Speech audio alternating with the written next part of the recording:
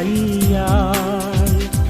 வான்படையாண்டவர் வாய்மொழியால் வரும் மேன்மையை அவர் சொல்வார். பாலையில் பாதையும் தாழ்விழி ஓடையும் தோன்றிடும் அவர் கையால். வான்படையாண்டவர் வாய்மொழியால் வரும் மேன்மையை அவர் சொல்வார். பார்வை இழந்தவர் வாய் திறவாதோர் யாவரும் நலமடைவார்.